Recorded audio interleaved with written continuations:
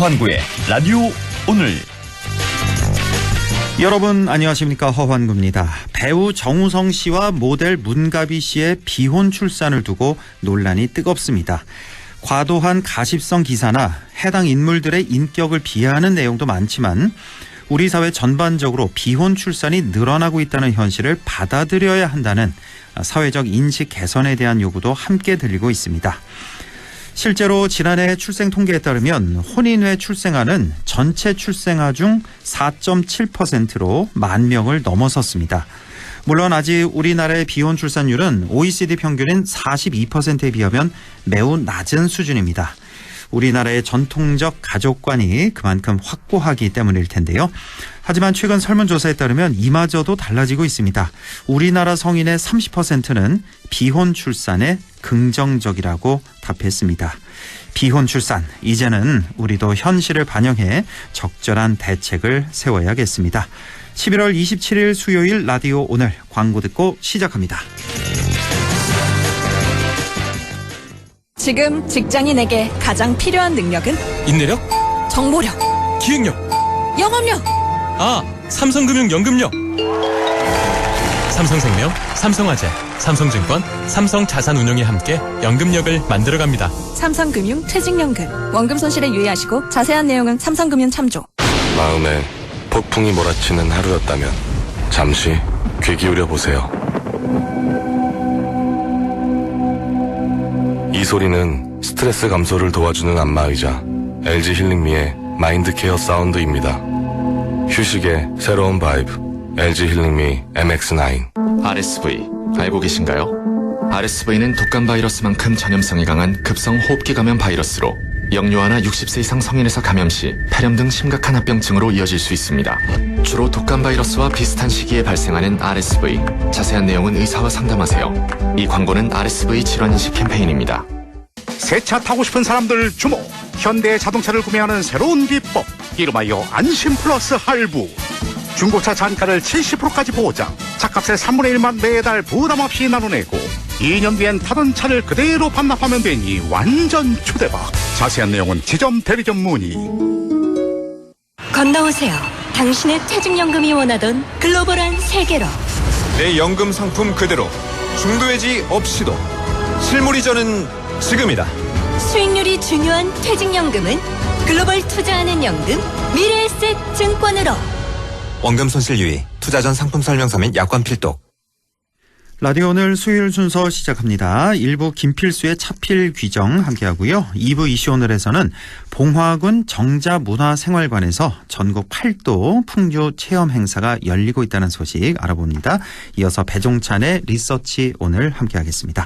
라디오 오늘 많은 애청 바랍니다. 차에 필요한 귀한 정보, 김필수의 차필 귀정 시작합니다. 대림대학교 미래자동차학부 김필수 교수 연결돼 있습니다. 교수님 안녕하십니까? 네, 안녕하세요. 네, 자, 올겨울 들어 첫눈인데 상당히 좀 시기적으로도 빨리 왔고 굉장히 많이 왔네요 오늘. 우리 맞습니다. 지역도 오늘 하루 종일 눈이 오락가락했는데, 네. 그 서울 수도권 이쪽 중부지방에 굉장히 많이 내렸다고 지금 뉴스가 계속 나오고 있는데 오늘 네. 사고도 굉장히 많이 있었겠네요. 맞습니다. 네. 접촉사고도 많았고요. 네. 오늘 눈이 11월 중에 이렇게 내린 게 110여 년 만이랍니다. 그러니까 처음인 것 같아요. 예, 그렇습니다. 보통 이게 이제 겨울철 1, 2월 달 이렇게 한두 번 내려도 굉장히 많은 건데, 저도 오늘 나갔다가요. 네. 보통은 한 20분 걸리는 거 1시간 반, 지금 오늘 운전만 3시간 했어요. 3시간인데요. 일도 못 보고요. 네. 길거리에서 그냥 서 있었습니다. 그냥 차인 그 속에서요. 예. 왜냐면 언덕에 아예 못 올라가니까요. 아이고. 완전 마비가 될 정도였으니까 오늘 굉장히 심각해서 접촉사고도 많고 그래서 문제는 이제 온도가 좀 내려가면서 내일 아침에가 문제예요. 그러니까 이게 이제 녹다가 얼어버리면은 빙판길이 되기 때문에 이른 아침에 특히 이제 오늘 심야 시간부터 내일 새벽에 특히 출근하신 분 같은 경우에는 더더욱 조심하셔야 될 것 같아서 이 겨울철 운전 특히 이제 이런 빙판길 새벽 운전 어느 때보다도 중요하지 않나. 그리고 이 안전운전에 대한 인식 좀 강조를 할 수가 있습니다. 자동차 박사님도 오늘은 어쩔 수가 없었군요. 방법이 없습니다. 방법이 솔직히 없는 3시간 동안 있으면서요. 한 일은 없고 3시간은 낭비되고 차 들고 뛰고 싶은 심정 있죠. 그러니까요. 예. 야, 참 이렇게 오늘 같은 날도 그렇고 겨울철에 이제 자동차 안전이 상당히 중요한데 네. 겨울철에는 정비도 좀 더 자주 해야 되고 더 신경을 좀 더 많이 써야 될 것 같은데 현실은 좀 그렇지 못한 것 같아요. 맞습니다. 겨울철. 그래서 지금 날씨가 추워지기 전에 단골 정비업소에 들려서 차의 전체적인 거를 교체할 건 교체하고 손을 봐야 된다는 겁니다. 왜 그러냐면은 겨울철이 다른 계절을 비해서 가장 중요한 이유가 이 3만 개의 부품이다 보니까 사람도 추운 데 있으면 몸이 굳어지고 별로 상태 컨디션이 안 좋지 않습니까? 그럼요. 예. 차도 똑같거든요. 예. 그래서 겨울철 되면은 액체도 굳어지고 이 쇠와 쇠끼리가 마주치면서 이 수명도 그렇고 소음부터 연비, 배출가스 다 나빠집니다. 고장 빈도도 늘어나고요. 예. 근데 문제는 겨울철에 자주 손보면 좋겠지만 이 날씨가 추워지게 되면은 이 운전자도 몸이 움츠러들면서 정비를 차가 고장나기 전까지는 아예 안 한다는 거예요. 예. 그래서 12월, 1월, 2월 날씨 추우면은 정비 안 하다 보니까 3개월 동안 정비의 공백 기간이 생깁니다. 그래서 고장이 나게 되면 뭐 말씀드린 대로 문제가 되고 정비업소에서도요. 실제로 이렇게 날씨가 너무 추울 때 정비하기를 좀 꺼려하는 부분이 있어요. 왜 그러냐면은 그렇죠. 부품을 분해할 때 플라스틱 같은 경우에는 심지어 부러져 나가면은 배보다 배꼽이 더 커요. 그렇겠네요. 예, 비용이 더 많이 들어갈 수가 있어서 그래서 손이 굳기 때문에 이 정비하기도 쉽지 않다는 거죠. 그런 측면에서 지금 뭐 차량 정비 미리 한번 중점적으로 해주시고 또 운전 오늘 뭐 아까 눈 이렇게 폭설 내리는 경우 처음인데 또 경험도 오래간만에 겪은 것 같아요. 그렇습니다. 그래서 오늘 언덕길에서 제가 오늘 사륜구동을 운전하는데 사륜구동이 의미가 없는 게 뺑글뺑글 차가 도는 거예요. 그러니까 뭐 이렇게 미끄러질 때는 왕도가 없습니다. 그래서 안전운전 또 차량에 대한 점검을 통해서 안전을 보장하고 이런 여러 가지 부분이 중점적으로 필요한 시기라고 분명히 말씀드릴 수가 있습니다. 자, 오늘처럼 이렇게 눈이 갑자기 많이 왔을 때 이미 지금 근데 차도는 웬만큼 다 녹았죠, 서울 시내. 녹았는데 문제는요. 이명골목은 아직 덜 녹아 있고요. 그러니까 그런데 말고. 근데 이제 녹아 있는데 문제는 온도가 많이 떨어져 있어서 이게 그냥 얼어버려서 눈이 내리는 길보다 더 위험한 게 녹아서 얼어버리는 빙판길입니다. 그러니까 빙판길이 이 가장 위험한 곳이 이제 잘 안 녹는 것이 교량 위나 고가도로 위에 밑에 바람이 지나가니까 차갑거든요. 터널 주변도 그렇죠. 터널 입출구로 입출구가 거기다 이제 해가 잘 안 들어오는 이 그늘진 곳, 그늘진 뭐 산 음달 같은 데 있죠. 이런 쪽이라든지 또 주차 같은 경우에도 아파트 뒤쪽에 해가 안 들어오는 쪽은 차 되도록이면 주차하시면 안 되거든요. 그렇죠. 눈이 그대로 있고 또 차 상태가 아예 온도가 내려가 있기 때문에 나빠지고 또 내연기관차는 배터리 같은 경우에 날씨가 추워지면 20-30% 기능이 떨어지면은 뭐 시동이 안 걸리는 문제도 생길 수가 있고요. 뭐 전기차는 더 그렇습니다. 전기차는 전체가 배터리로 움직이기 때문에 날씨가 추워지면 일단 주행거리가 20-30% 줄어들고요. 그리고 히터 키면은 전기 에너지를 소모해서 열을 만들어야 되기 때문에 소모율이 어마어마하게 큽니다. 전기차는 히터 켜면 에너지 소모가 더 크게 되는 거예요? 가장 크게 발생을 합니다. 우리 내연기관차는 히터 틀면은 뭐 에너지 소모가 없잖아요. 거의 없죠. 기름이 더 드는 게 없잖아요. 모터 있죠. 모터로 불어내는 바람 불어내는 모터만 전기 소모하고 뭐 아시겠지만은 엔진의 뜨거운 열을 가지고 냉각수가 도는 건데 이 냉각수가 안에 거쳐서 바람을 일으켜서 따뜻하게 지는 거기 때문에 전혀 연료 소모가 더 이상 필요 없어요. 근데 전기차는 열이 아예 없어요. 그래서 히팅 우리가 이제 이 니크롬소 같은 게 굉장히 전기 소모 크지 않습니까? 전기차도 열을 만들어내기 때문에 그래서 열을 일으키기 위해서 전기 에너지 크고 또 날씨가 추워지면 20-30% 이건 기술적인 한계거든요. 그래서 히터 많이 켜고 날씨가 추워지게 되면은 30% 줄어드니까 300km 주행 거리는 200km까지 줄어들어요. 그 정도나 많이요. 그래서 장거리 뛰시는 것도 지금 신경 쓰셔야 되고 또 날씨가 추우면은요 충전이 잘 안 됩니다 바깥에서. 충전 속도도 느려져요. 그래서 이 전기차는 더욱이 실내로 들어가셔야 되고 충전도 실내에서 해주는 게 훨씬 차 상태가 중요하기 때문에 내연기관차보다 어떻게 보면 더 신경 써야 된다고 봅니다. 전기차가 그렇군요. 그러니까 우리 왜 내연기관차는 자동차 운행하고 나면 본네트가 왜 뜨겁잖아요. 열이 발생해서. 그렇죠. 전기차는 그런 게 없나 보네요. 그러면? 아예 없어서 그래서 전기에너지 소모가 크다 보니까 심지어는 모터나 이런 거 운행하다 보면은 각 전기전자 부품 중에 이제 뜨거워지는 부분들이 있으니까 이 뜨거워지는 열을 회수해서 폐열을 회수해서 연료를 절약하는 신기술도 많이 요새 들어가는데요. 그 정도로 뜨거운 열을 만들어내기 위해서 전기에너지 소모가 워낙 크기 때문에 이런 갖가지 기술이 다 활용된다고 볼 수가 있습니다. 그렇군요. 예. 네. 자, 전기차 운전하시는 분들 히터 가동으로 또 에너지 소모가 아주 크다는 거 이것도 꼭 알아두시고 자, 오늘처럼 이렇게 갑자기 눈이 내려서 이제 도로가 이제 눈길이 된 그런 상태 혹은 빙판길이 된 상태에서 우리가 최대한 이제 안전운전을 해야 될 거 아니겠습니까? 오늘 뭐 키포인트가 될 텐데 자, 이런 눈길 빙판길에서 운전 요령 어떤 게 있을까요? 가장 중요한 거 뭐 이 빙판길 같은 일단 속도를 30% 늦추는 거 이거는 여름철에 폭우 내릴 때도 뭐 항상 말씀드리지만은 겨울철에는 속도 많이 늦추셔야 되고 특히 이제 앞뒤차의 간격이 충분히 뛰셔야 돼요. 그렇죠. 특히 이제 아까 이제 이른 새벽 이런 거 말씀드렸지만은 이 얼어있게 되면은 특히 곡선 구간 같은 경우에는 진입하기 전에 속도를 아예 늦추고 진입을 해야지 휘어지는 구간에서 제동을 하면은 차가 돌아갑니다. 근데 눈이 지금 현재 내리고 있다 그러면은 뭐 눈이 쌓인다 그러면은 다들 조심하지 않습니까? 눈에 보이니까요. 그렇죠. 그래서 뭐 서서히 기어간다 그러죠. 기어가게 되면 접촉사고 생겨도 그렇게 큰 사고까지는 아니에요. 근데 문제는 이 정상적으로 보일 때 뭐 블랙 아이스 같은 경우가 눈에 보이지 않는 시커먼 얼음덩어리거든요, 바닥에. 이런 경우에는 눈에 보이지 않고 속도도 높이 고속으로 달리기 때문에 한번 미끄러지게 되면은 대형사고가 일어나면서 사상자도 많이 발생을 하거든요. 그래서 일단은 중요한 것이 속도 늦추고 앞뒤자의 간격 충분히 뛰시고요. 그다음에 특히 뭐 이 타이어에 대한 상태가 굉장히 중요합니다. 예를 들어서 뭐 타이어 공기압이라든지 트레드, 홈의 깊이가 많이 마모가 되게 되면은 역시 더 미끄러지기 때문에 겨울철 가장 준비해야 되는 것 중에 한 가지가 바로 뭐냐면 타이어가 미끄러지는 거 방지하기 위해서 뭐 스노우 타이어를 바꿔주는 것도 있지만 비용이 바꿔줘야 되니까 비용이 많이 들어가지 않습니까? 그래서 그거 치십시도 않은데 결국은 눈이 많이 오면은 스노우 체인을 다들 준비하고 있는데 이 트렁크에 스노우 체인이 있는데 한 번도 안 쓴 스노우 체인이 굉장히 거의 대부분이에요. 저도 그래요. 어떻게 할 수도 없고 일단 뭐 보험차 불러야죠 뭐. 장착도 하기도 쉽지도 않고요. 그러니까요. 또 눈이 조금 내리면은요. 스노우 체인 하게 되면은 눈이 많은 강원 지역 같은 경우에는 스노우 체인이 효과가 굉장히 큰데요.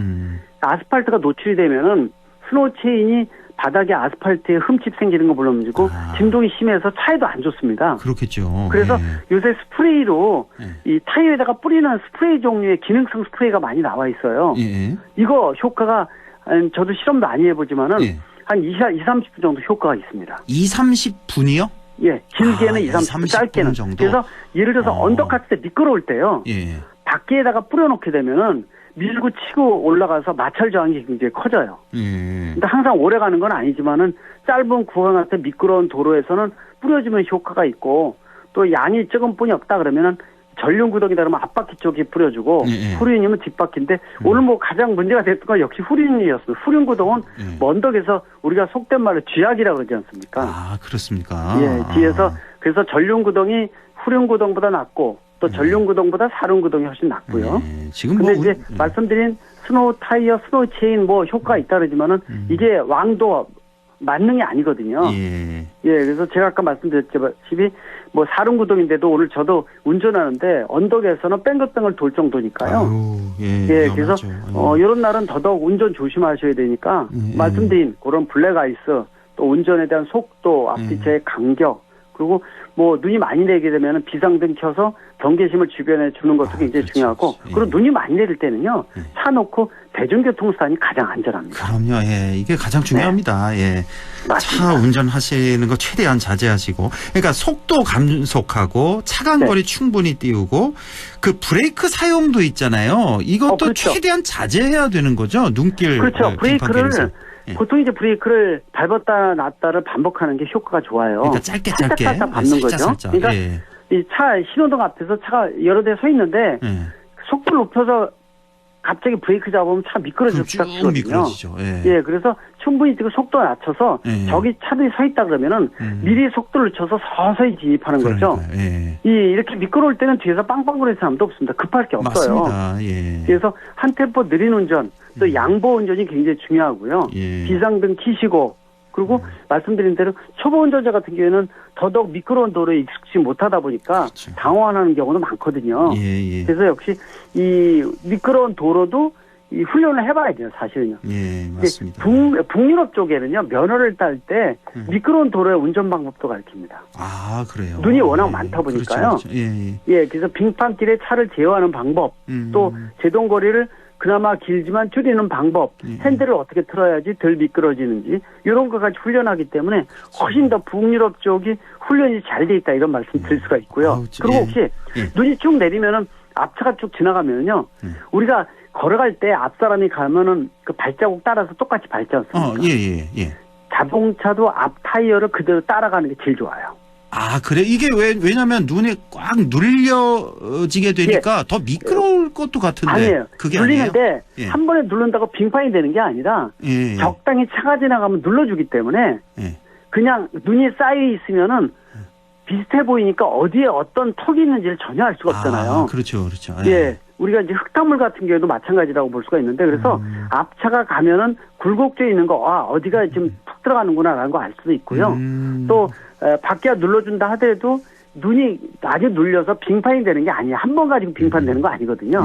적당히 눌러주기 때문에 내가 지나가게 되면 대려 제동 효과도 좋아요. 아, 그렇군요. 그래서 앞차가 간 이 자국을 따라서 따라가라. 그것도 안전운전에 굉장히 중요하다 볼 수가 있습니다. 알겠습니다. 브레이크 사용이 이게 사실 경험이 중요한 건데, 저도 운전 초보 때 몇 바퀴 이렇게 눈길에서 돌았던 기억이 아직도 생생해서. 그럼요. 근데 문제가 돌 때, 제동을 할 때 돌 때 하필이면은 중앙선을 넘어서 이렇게 돌아가면서 쓰면 대형 사고가 생길 수가 있어요. 그렇죠. 그래서 그거 조심하셔야 되고, 특히 이제 언덕이 있으면은 중간에 언덕을 한번 정지하면 못 올라갑니다. 끝난 거예요.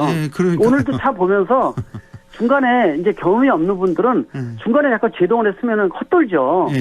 그래서 비상등 켜고 후진하면서 밑에까지 내려와야 되거든요. 주변에 차가 없으면은요. 높이도 그렇게 높지 않다. 그리고 사륜구도 이거 좀 이 운전 경험도 많다 그러면은 주변에 차가 없으면은 미리 진입을 할 때 약간 속도를 높여서 관성으로 치고 올라가요. 그럼 마찰 저항도 덜 되고 중간에 이 언덕에서 한 번 세우면은 그 차 못 올라갑니다. 절대로. 지금 오늘 그렇게 운전한 거 오늘 오래간만에 한 3시간 운전할 때 산을 우리가 우스갯소리 산을 넘고 강을 건너왔다 그랬는데 오늘 그런 이 장거리 운전하는 피곤함이 아주 몰려들고 있습니다. 아이고, 오늘 서울이 하루 종일 왔나요? 쉼 없이? 눈이 지역적으로 조금씩 틀렸는데요. 하루 종일은 아니었는데 상당히 많은 시간 내렸고요. 상당히 많이. 또 내리는 눈의 양이 한방눈이었습니다. 그리고 오늘은 이 습기가 많이 머금은 눈이라 그래서 이게 무겁기도 하지만은 미끄럽거든요. 그래서 오늘 눈을 봤는데 한두 시간이 아니라 대여섯 시간 이상이 지속적으로 내려서 문제는 지금 바닥에 녹았는데 온도가 지금 내려가고 있고 내일 아침에 영하로 뚝 떨어져서 내일 아침 출근하시는 분은 더더욱 조심하셔야 되겠고 새벽에 운전하시는 분 더더욱이 이 교통정보 또 날씨 정보 확인을 좀 잘 하시면 좋을 것 같습니다. 알겠습니다. 지금까지 대림대학교 미래자동차학부 김필수 교수와 함께했습니다. 고맙습니다. 네, 감사합니다. 네, 라디오 오늘 2부에서 뵙겠습니다.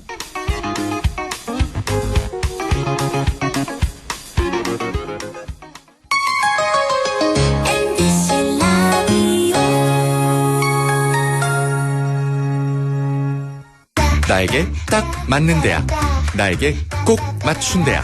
나만의 경쟁력을 원한다면 안동과학대학교로 오라.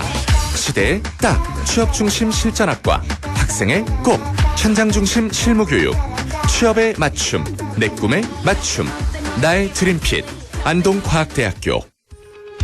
오늘도 안전하게 음주운전 예방수칙 알려드립니다. 첫 번째, 술자리가 예정된 경우 미리 귀가 방법을 정하고 차는 가져가지 않는 것이 안전합니다.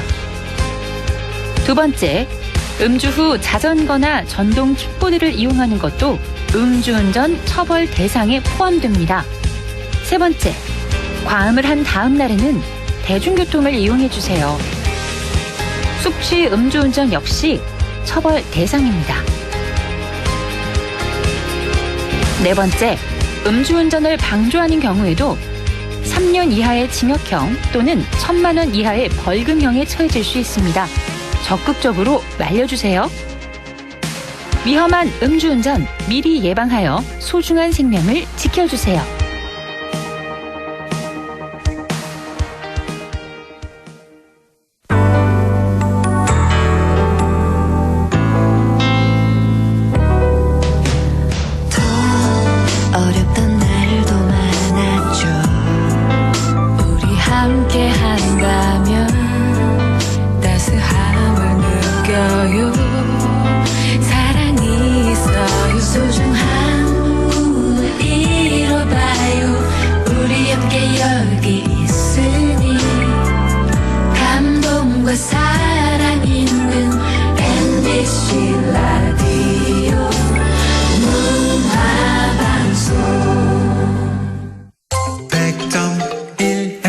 라디오. 네, 6시 25분 55초 지나고 있네요. 이슈 오늘 시작합니다. 전국에서 정자와 누각이 가장 많은 곳이 바로 봉화군이라는데요. 지난 2000년이죠. 봉화군에 정자문화생활관도 문을 열었습니다. 현재 이곳에서 전국 8도 풍류체험 행사가 열리고 있다는데요. 봉화군 정자문화생활관의 권태호 주무관과 함께 자세히 알아보겠습니다. 권태호 주무관님 안녕하십니까? 네, 안녕하십니까. 예, 수고 많으십니다. 자, 우선 봉화 정자문화생활관이 어떤 곳인지 설명을 좀 해주시죠. 네, 일단 우선 이제 봉화군은 이제 누각과 정자가 앞서 말씀해 주셨듯이 약 103동에 이르는 만큼 우리나라에서 누정의 중심지로 전통의 누정의 가치를 좀 알리고 보존하고자 건립된 공간이에요. 그래서 이제 선조들의 누정 문화가 살아 숨쉬는 이 봉화에서 이제 자연과 더불어 누정의 멋을 누리길 바라는 그런 취지에서 마련되었고, 저희가 요 위치가 이제 저희는 여기 경북 봉화군 봉성면 불행이길 88번지라는 곳에 위치해 있고, 여기 연면적이 약 한 23만 7천 제곱미터 정도 되고, 요 안에 이제 저희 주요 시설로 이제 누정 전시관, 누정 갤러리, 그다음에 야외 공간에 전국에 특징 있는 정자 5개를 재현해 놓은 누정 오경과 숙박시설이 이제 소량촌이 있습니다. 아, 그렇군요. 면적이 꽤 넓군요. 평수로 하면 한 7만여 평 정도 이렇게 되겠군요. 자, 주요 공간 뭐 몇 가지가 있는데 오늘 좀 자세히 알아보죠. 먼저 전시관부터 좀 둘러볼까요? 네.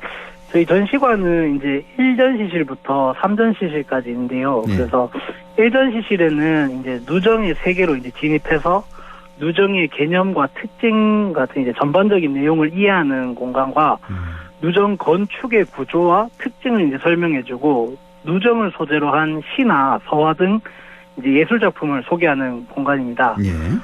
그리고 이제 지나서 2전시실로 들어가 보면은 이제 누정에서 바라본 봄, 여름, 가을, 겨울 이 4계절을 느껴볼 수 있는 감성 영상 공간이 준비되어 있고요.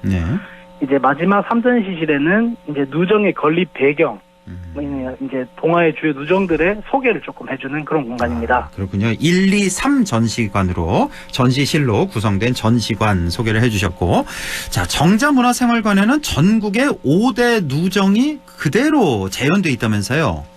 네, 저희 여기 정자문화생활관의 누정 오경은 이제 전국에 특징 있는 이제 누정 5개를 건축 기법뿐만 아니라 이 주변 자연 경관까지 재현해서 만든 야외 공간으로 정자의 모양과 크기 모두 실제 그대로를 반영해서 제작했고요. 이 5개의 누정으로 이제 소개를 드리면은 전남 담양군 소세원의 중심부에 위치한 강풍각이 있고, 그다음으로 이제 관아에 속한 누각으로 각종 연회와 행사가 치러졌고, 관동 팔경 유랑길의 마지막 행선지 중에 하나로 많은 문인들이 이제 시문과 길을 남겼던 유서 깊은 곳이라고 할 수 있는 충북 제천시의 이제 한병루. 이제 세 번째로 자연적인 계류를 막아 이 세연지와 인공섬을 만들고 그 위에 세운 정자로 자연 감상의 장소이면서 연회장 역할을 했었던 이제 전남 완도군의 세연정이 있고요. 이제 네 번째로 함양군 화림동 계곡 거기 가운데 있는 큰 바위 위에 위치해 있는 이제 경남 함양군의 거연정이 있습니다. 그리고 이제 마지막으로 이제 부용정이라고 있는데, 이 부용정은 창덕궁 이제 후원에 위치한 방형에 이제 연못인 부용지 남쪽 변에 자리 잡고 있고요. 그리고 여기서 이제 부용이라는 이름은 이 연꽃을 뜻하고, 요 부용지의 네모난 연못과 둥근 섬은 하늘은 둥글고 이제 땅은 네모나다는 천원지방 사상을 반영해서 이렇게 만든 그런 정자입니다. 아, 그렇군요. 전국의 5대 누정 소개를 해주셨는데, 담양에 있는 광풍각, 제천의 한병루, 완도의 세연정, 함양군의 거연정, 그리고 마지막으로 창덕궁에 있는 부용정, 이렇게 5대 누정까지 소개를 해주셨습니다. 자, 그런데 계속 뭐 누각, 정자 말씀을 주시는데, 요즘 누각과 정자는 어떻게 다른지 이것도 좀 설명해 주시면 좋을 것 같은데요. 이제 누각과 이제 정자가 이제 뭐 사방에 이제 자연 경관을 감상하는 그런 장소로 만들었는 이제 공통점이 일단 있고요. 근데 이제 누각은 정자보다는 규모가 조금 더 크고 약간 공적인 성격이 큰 반면에 이제 정자는 약간 사적인 용도로 많이 이용되었습니다. 그래서 누각은 이제 옛날에 손님을 접대하거나 이제 사람들이 출입하는 물로의 장소이고, 정자는 이제 선비들이 풍미와 친교의 공간이며 이제 학문과 교육의 공간이기도 하였고, 마을 사람들의 이런 모임 같은 게 열리는 그런 장소로 많이 이용됐습니다. 그렇군요. 그 모양은 비슷한 거죠. 그러니까 누각 정자가. 네, 예. 네, 그러니까 누각은 규모가 좀 더 크고 공적인 성격이 있다. 정자는 사적인 용도로 많이 이용됐다. 이 정도 알아두시면 좋을 것 같고, 그런데 이렇게 봉화에 누정이 특별히 많은 그런 특별한 이유가 좀 있을까요? 일단 앞서 말씀드렸듯이 이제 누정은 이 경치가 좋은 곳에서 이제 사방의 자연 경관을 감상하고 뭐 이제 풍류를 즐기고 학문을 논하는 그런 공간이에요. 예. 이 따라서 이 누정이 많다는 거는 이제 그만큼 이제 산천이 수려하다는 것이며, 이 봉화는 이제 높은 산과 울창한 이제 소나무숲, 그리고 아름다운 경관의 낙동강, 이렇게 좀 지리적 장점을 좀 지니고 있어서 그런 것 같고, 예.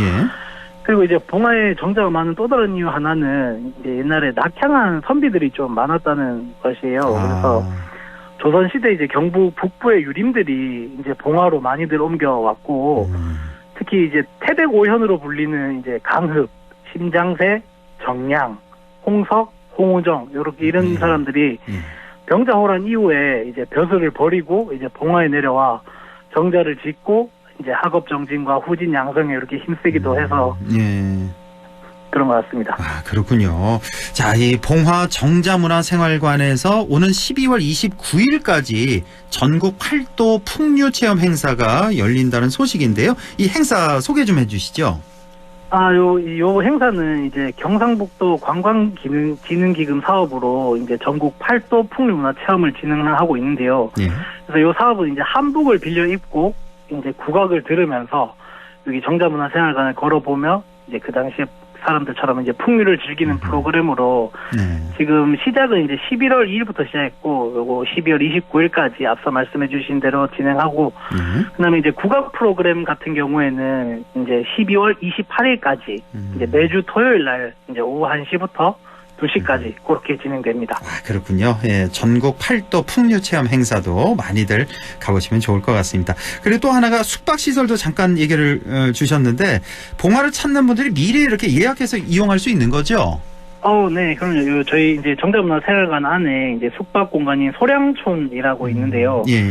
저희 소량촌에는 이제 취사가 가능한 펜션형 5동과 이제 취사가 굳이 필요 없으신 분들을 위하여 이제 숙박만 하는 숙박동 5실이 좀 준비되어 있습니다. 그래서 이제 최대 한 80여 명 정도 숙박을 하실 수 있고, 예약은 이제 저희 봉화 정자문화생활관 홈페이지나 이렇게 유선 전화로 예약을 하실 수 있습니다. 그렇군요. 예, 인터넷 봉화 정자문화생활관 치고 들어가셔서 쭉 한번 둘러보시면 좋을 것 같습니다. 예. 자, 오늘 이렇게 봉화군 정자문화생활관의 권태호 주무관과 함께 도움 말씀 들었습니다. 주무관님 고맙습니다. 네, 감사합니다. 리서치 오늘 시작합니다. 오늘도 인사이트 K 배종찬 소장과 함께합니다. 소장님 안녕하십니까? 안녕하십니까, 배종찬입니다. 예, 자 윤석열 대통령 국정수행 지지율부터 볼까요? 네, 조금 올라가기는 했지만 계속 박스권에 머물러 있는 상태입니다. 오늘 소개드리는 모든 조사는 중앙선거여론조사 심의위원회 홈페이지에서 확인 가능합니다. 한국갤럽이 자체적으로 지난 19일부터 21일까지 무선 가상번호 전화면접 조사 결과입니다. 윤석열 대통령이 대통령으로서 직무를 잘 수행하고 있는지 잘못 수행하고 있는지 물어봤는데요. 잘하고 있다는 긍정평가는 직전 조사와 동일한 20%로 나왔습니다. 부정평가는 72%로 직전 조사보다는 1%포인트 올라간 결과로 나타났습니다. 20, 긍정 20, 부정 72. 역대 최저가 긍정이 17%였던가요? 제 기억으로는. 한국갤럽 기준으로는 그렇죠. 17%로 기준으로. 나타났습니다. 그러니까 17에서 이제 20까지 올랐는데, 이거 뭐 그렇게 크게 의미 있다고 좀 봐야 됩니까? 의미를 좀 두기는 좀 힘든 수치입니까? 그렇습니다. 직전 조사에서도 20%였었는데 다시 이제 20% 그대로. 또 이재명 대표의 지난 이제 15일 공직선거법 1심 선고 결과에 따라서 반사 이익을 누릴 것이라는 전망도 있었거든요. 네. 하지만 그럼에도 불구하고 22일 발표됐던 조사 결과를 보면은 별다른 그렇죠. 차이가 없습니다. 직전 조사와. 그렇다면 이재명 대표의 선거 결과는 선거 결과이고 또 지난 월요일이었죠. 또 위정 교사에 대해서는 또 무죄 선고가 내려졌기 때문에 이건 계속해서 또 바뀔 수 있고 변동성이 있는 상황이고 그렇죠. 국민들이 대통령에 대한 국정수행을 평가하는 것은 반사 이익도 무관하다고 할 수는 없겠습니다만 더 기본적이고 더 우선적인 것은 대통령의 국정수행이 얼마나 자체적으로 잘 됐는가 또 국민들로부터 또는 대구, 경북, 부산, 울산, 경남뿐만 아니라 수도권을 포함해서 전국적으로 긍정평가를 더 끌어올릴 만한 결과가 성과가 있느냐 이 부분이 더 중요한 것으로 분석됩니다. 자, 긍정 지지율 20%대 갇혀 있는 이런 모습. 그 원인 중에 하나가 바로 김건희 특검법이 아닐까 싶습니다. 자, 한덕수 총리가 이제 재의결을 이제 거부권 요청했고 대통령이 이제 행사를 했습니다. 그렇습니다. 이렇게 되면은 이제 전체 25번째 거부권 행사고 김건희 특검법만 봐서는 이제 3번째 행사가 됐는데 이것도 지지율에 상당한 영향을 준다고 볼 수가 있겠죠.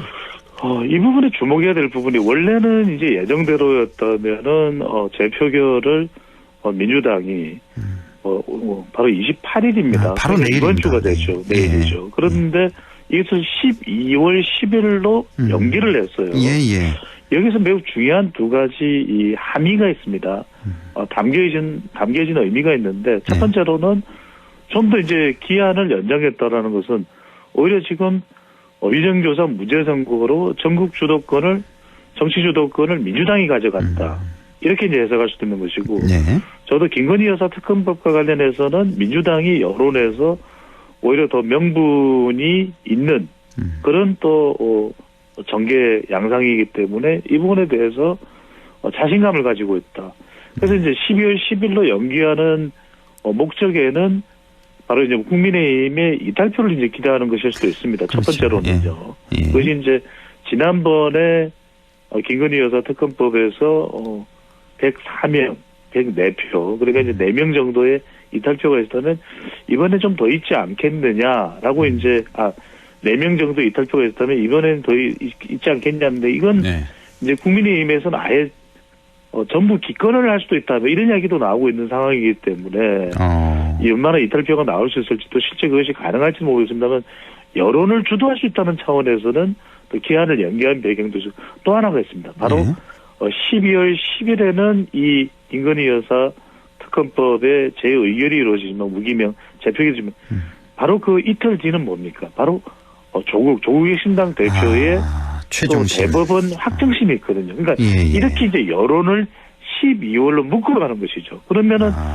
조국혁 신당과 또 민주당이 연계해서 전체 야권 개혁신당까지는 참여가 안 된다 하더라도 이렇게 이제 장애 집회의 동력까지도 살려갈 수 있는 것이죠. 왜 이게 중요하냐면 장애 집회의 이 목적과 명분이 이재명 대표와 관련된 게 아닙니다. 그러니까 이제 김건희 여사 규탄과 그다음에 윤석열 정부의 국정 운영에 대한 규탄이거든요. 그러면 오히려 이 기한을 더 12월로 연기를 해놓으면 11월 말과 12월 초까지 장애 규탄 집회의 동력을 살려갈 수가 있죠. 더 확장시킬 수 있는 그 이유도 다분히 또 조국의 신당까지 연계할 수 있는 명분이 또 목적이 깔려 있는 것으로 보입니다. 그렇군요. 말씀드린 대로 이제 25번째 거부권을 행사했기 때문에 국회에서 재표결이 이번에 또 25번째로 또 실시가 되는 건데 이거 언제까지 여쭤봐야 될지 모르겠는데 이거 가결될지 부결될지 예상을 어떻게 좀 해볼 수가 있을까요?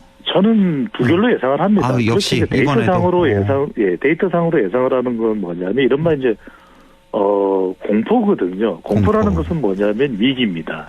그러니까 지금 국민의힘이 한동훈 대표가 완전히 첫 번째 장악할 수 있는 수준이라면 반란표가 나올 수도 있겠죠. 그러니까 한동훈 대표는 설사 그렇게 결정하지 않는다 하더라도 한동훈 대표가 당을 꽉 쥐고 있는 상태라면 이른바 친한계 의원들의 일종의 이 특검법 쿠데타 형식이 일어날 수도 반란표라고 할 수가 있겠죠. 그것이 작동할 수 있는 에너지가 생기는 겁니다. 근데 이제 지금 상황은 아시다시피 두 번째, 이 당 게시판 논란으로 예, 예. 당 내에서의 이른바 한동훈 대표의 장악력 자체가 지금 의심의 고개를 들고 있는 그런 상황이거든요. 네. 의구심이 있는 그런 상황이기 때문에 자칫 반란을 했다가는 완전히 이제 배신자 프레임으로 묶여버릴 수도 있습니다. 그런 만큼 이탈을 하기는 지금 여의치가 않은 상황으로 볼 수가 있습니다. 아니, 당 게시판 논란 때문에 감정이 지금 많이 상해 있잖아요. 한동훈 대표도 그렇습니다. 그렇고 친한계도 그렇고. 그래서 반란표가 좀 더 나올 수도 있지 않냐 이렇게 예상하는 분들도 계신데 오히려 그 반대다. 그렇죠. 황교익 그 말씀대로라면 그것이 이제 일종의 그 분노표가 왜 친유는 이렇게까지 한동훈 대표를 흔드느냐, 몰아가느냐, 라는 부분에 대해서 반발로 이제 김건희 여사 특검법 쪽으로 분노 표출이 이루어질 수 있다고 보실 수는 있습니다만 그렇게 되면 완전히 이제 극단적인 상황이 벌어져 버리거든요. 예. 그것에 대한 것은 오히려 친윤과 친한의 더 큰 분열이 될 수 있기 때문에 실제로 그렇게까지 현실화되기는 어려울 것으로 보입니다. 그렇군요. 이번에도 역시 부결을 예상하는데 지난번에 이탈표가 4표 나왔기 때문에 이번에 혹시 그 뭐 4표보다는 좀 더 나올 것이냐. 4표에서 8표 사이 뭐 이 정도로 보십니까? 아니면 4표보다 적게? 저는 오히려 적게 봅니다. 오히려 적게요? 위기와 그래요? 위기가 합해져 있는데 다만 이제 이런 부분들을 우리가 눈여겨보셔야 될 부분은 뭐냐면 지금 이재명 대표는 사실상 기사회생을 한 것이거든요. 네. 또 반전을 모색하는 그런 상황이 전개됩니다. 물론 이제 금요일에 있을 29일 이화영 전 경기도 평화부지사에 대한 2심 선고 내용에 따라서 또 상황은 달라질 수도 있긴 합니다만 이런 상황에서 여론에는 악영향을 줄 수 있는 김건희 여사 특검법이 또 부결이 돼버린다. 그러면은 그 부담은 윤석열 대통령에도 가겠지만 윤석열 대통령은 지지율이 사실은 박스권에 갇혀져 있는 상황이기 때문에 상당히 내성이 생겼거든요. 더 떨어질 건 없다. 더 추락할 건 없다. 이런 분석이 가능해지면 결국 타결받는 사람은 누구겠습니까? 한동훈 대표입니다. 그러다 보니까 민주당도 아니 제3자 추천이면 최해병도 한다고 했지 않았느냐. 지금 국정조사 이야기가 나오고 있지 않습니까? 최해병 관련해서도요. 그럼 이런 부분들은 결국 고스란히 당대표로서의 시간이 사실은 뭐 영원히 남아있는 것도 아니고 한시적일 수밖에 없는 한동훈 대표에게 가는 부담은 더 가중이 된다. 이렇게 분석을 할 수가 있는 것이죠. 그나저나 이 김건희 여사 특검법도 그렇고 최해병 특검법도 그렇고 일단 뭐 국민의 여론은 우리가 뭐 늘상 많이 확인을 하지 않습니까? 이걸 통과시켜라라는 건데 국민의힘이 어떻습니까? 뭐 당리 당략보다는 항상 뭐 국민만 보고 간다 늘 주장하지 않습니까?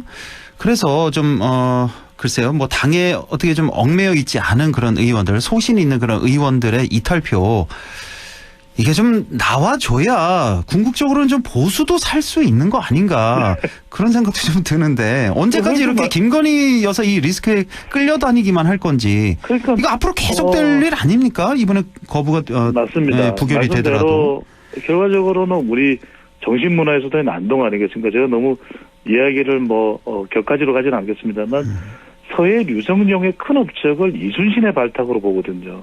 그 이야기는 무슨 말씀이냐?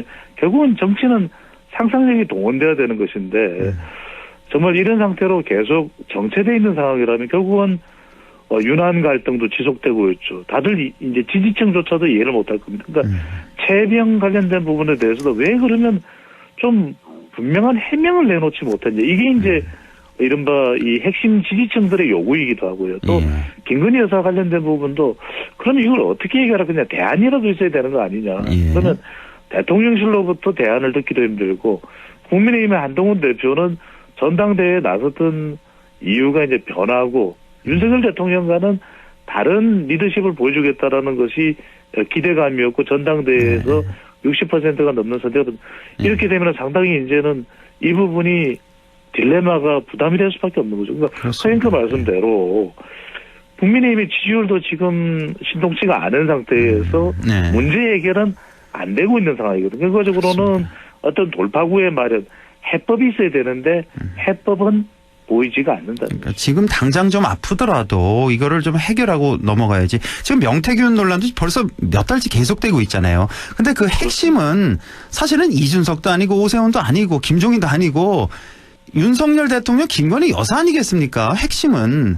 예, 이걸 좀 문제를 확실히 털고 가야 될 텐데 이런 식으로 해결이 안 될 텐데 정말 걱정이 돼서 하는 말이고 이렇게 네. 계속 뭐 다음 저 27년에 지방선거 26년이죠. 26년 지방선거 그렇습니다. 대선까지 갈런지 참 걱정이 많이 돼서 그런 말씀을 좀 드려봤고요.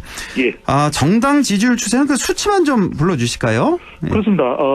같은 한국갤럽 조사에서 어느 당을 지지하는지 물어봤는데 국민의힘 28%, 민주당은 34%로 나왔는데 이 민주당의 지지율은 이재명 대표의 위정교사 무죄 선고는 포함이 안 된 겁니다. 그러니까 결과적으로는 한동훈 대표와 국민의힘은 이재명 대표의 이 지난번 공직선거법 유죄 선고에 대해서 첫 번째로는 반사이익 신경 안 쓴다고 했지만 결국 반사이익을 얻어갈 수 있는 모멘텀이었거든요. 그런데 두 번째는 뭐냐면 신속한 혁신을 통해서 방금 전에 말씀하셨던 김건희 여사, 또 최혜병 사건, 그리고 유난 갈등의 지속 이런 부분들을 해소했을 때 지지율의 천장을 이제 돌파할 수가 있는 것이고 새로운 동력이 마련되는 것인데 그것이 이제 마련되지 않은 상태이기 때문에 지금 집권 여당의 지지율도 20% 됩니다.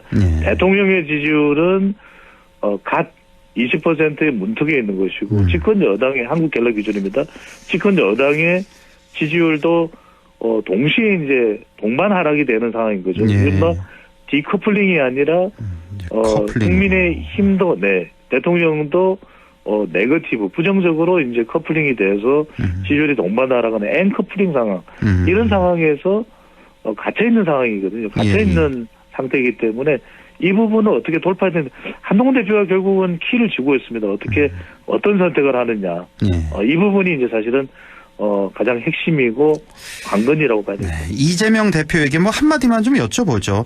이번 선거법에서는 유죄, 위증교사에서는 무죄를 받았는데 사실은 이 선거 전에는 많은 분들 예상이 이 반대를 예상하지 않았습니까? 그렇죠. 결과는 그 정반대로 어떻게 보면 뭐 1승 1패 이렇게 나눠 가진 꼴이 됐는데 자, 이 결과, 선거 결과를 좀 어떻게 보셨습니까?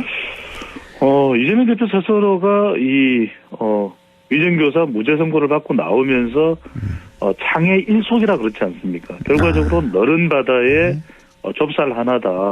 결과적으로는 그 작은 가능성을 보고서 계속해서 꾸준히 이제 대응을 해 나가는 것이기 때문에 결국은 기사회생을 한 거죠. 이재명 대표는 말 그대로 흔들리던 리더십을 추스릴 수 있는 공간을 확보를 한 겁니다. 그렇다면 이제 두 번째로는 지금 뭐 B플랜 등이 거론됐었지 않습니까? 이재명 대표의 리더십이 만약에 와야 될 경우. 근데 지금 그런 상황은 이제 생각할 필요도 없이 그렇죠. 오히려 반전을 모색할 수 있는 상황이 됐는데 세 번째 중요한 것은 이제 오히려 그런 부담이 역으로 이제 고스란히 이제 국민의힘 쪽으로 와 있다고 볼 수 있는 것이겠죠. 그래요. 그렇다면 여야 대표회담도 지금 되고 있지 않은 상황이고 민생인데 이재명 대표가 앞으로 이제 더 자신의 이 공간을 더 넓혀 나가려면 재판 리스크를 털어내고 그러려면 민생일 겁니다. 결국 국민들이 고통스러워하는 것은 집권 세력으로부터 기대했던 민생 돌파구였는데 그 희망이 보이지 않는 상황에서는 국회 다수당이라도 뭔가 민생 돌파구를 열어가야 되거든요. 그런 점에서 그동안 말씀드렸지만 통신비와 관련된 부분 또는 건강보험 기반과 관련된 재정검이라든지 지금 꽉 막혀있는 의정 갈등과 관련된 부분을 또 다수당의 역할로 또 돌파구를 해법을 마련할 수 있는 기폭제 역할 이런 부분들이 앞으로 더욱 중요할 것으로 보입니다. 어쨌든 이재명 대표 1심 선거 이 두 건은 민주당이 살짝 웃고 국민의힘이 살짝 운 그런 결과 이렇게 봐도 되겠죠? 전체적으로 그렇죠. 봐서는 그 정도로. 제가 그런 말씀드립니다만 각자 성적을 잘 올려야 되지 동료가 또는 경쟁자가 시험을 잘 못 봤을 때 그 반사이익을 얻겠다는 생각은 정치권에서만큼은 심지어는 정말 본격 승부전에서는 통하지는 않는다. 그렇습니다. 그 피해가 고스란히 우리 국민들께 돌아오는 거니까요. 자, 한동훈 대표 얘기하고 오늘 마무리를 좀 하죠. 자, 당내 게시판 논란 계속되고 있는데 우리 배종찬 소장님이 분석하시기에 이번 논란 핵심 쟁점은 무엇인지, 본질은 무엇인지 설명해 주시죠. 핵심은 이겁니다. 자중질환.